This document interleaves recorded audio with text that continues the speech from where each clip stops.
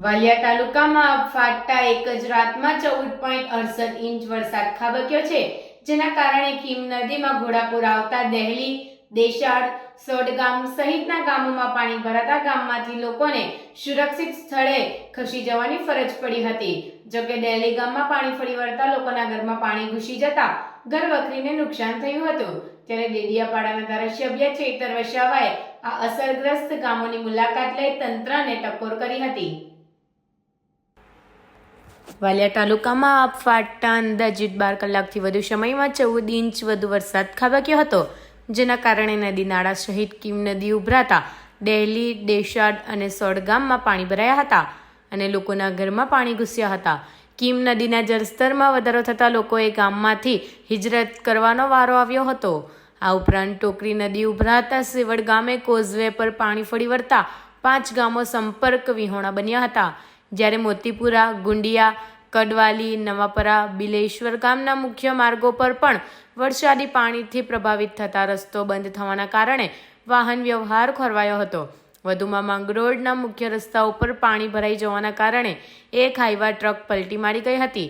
દહેલી ગામમાં કીમ નદીના પાણી ગામમાં ફરી વળતા લોકોના ઘરમાં પાણી ઘૂસી જતા ઘર વખરીને નુકસાન થવા પામ્યું હતું, જ્યારે કેટલાક કાચા મકાનો ધરાશાયી થઈ જતા ભારે નુકસાન થવા પામ્યું હતું। વાલિયા તાલુકાનું વહીવટી તંત્ર આ વિસ્તારોમાં રાહત બચાવ કામગીરી હાથ ધરી હતી, તો ડેડિયાપાડાના ધારાસભ્ય ચેતર વસાવાએ આ ગામોની મુલાકાત લીધી હતી અને વાલિયાના મામલતદાર અને તાલુકા વિકાસ અધિકારી સહિતના અધિકારીઓ સાથે વાતચીત કરી હતી। તાત્કાલિક ધોરણે આ ગામોમાં સર્વે કરી અસરગ્રસ્ત લોકોને કેશડોલ તથા સરકારી સહાય કરવામાં આવે તેવી માંગણી કરી હતી, તેમજ ખેડૂતોના ઊભા પાકને થયેલ નુકસાન અંગે વળતર ચૂકવવા રજૂઆત કરવાની તજવીજ હાથ ધરી છે। જે અમે વાલિયા તાલુકાના ડેલી ગામથી અનેક આગેવાનોના સવારે ફોન હતા કે વરસાદનું પાણી આખા ગામમાં ફરી વળ્યું છે, ત્યારે એની મુલાકાતે આવ્યા છે। અમારી જવાબદારી બને છે કે આ વિસ્તારમાં કોઈ પણ આવી આફતજનક ઘટનાઓ ઘટે તો અમારે લોકોના વહારે ઊભા રહેવાનું ફરજમાં આવે છે, ત્યારે અમે આવ્યા છે।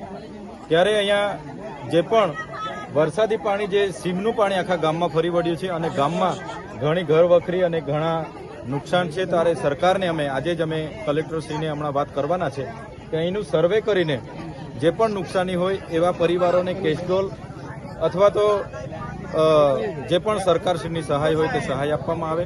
સાથે સાથે આ ગામમાં જ્યારે પણ આવો વરસાદ થાય છે તો આખા સીમનું પાણી અહીંયા આવી જાય છે, આ કાયમી સમસ્યા છે।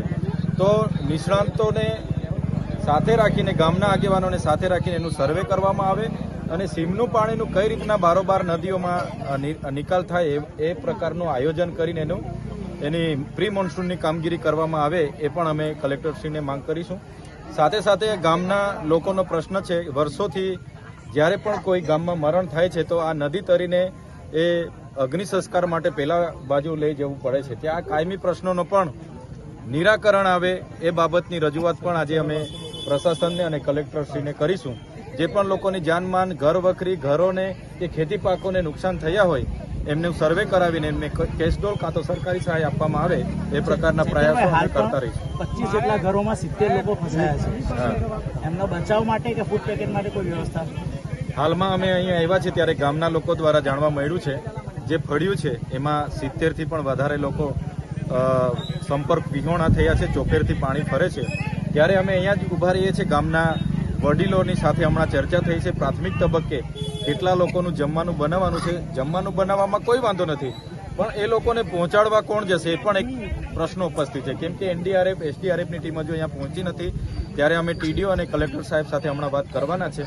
એ ટીમ જેવી આવશે તો એમની ભોજનની વ્યવસ્થા પણ કરીશું અને આવનારા સમયમાં કાયમી એનો કોઈ નિકાલ આવે એ પ્રકારનું વહીવટી તંત્ર કામ કરે એ પ્રકારનું પણ એમને અમે ધ્યાન દોરીશું।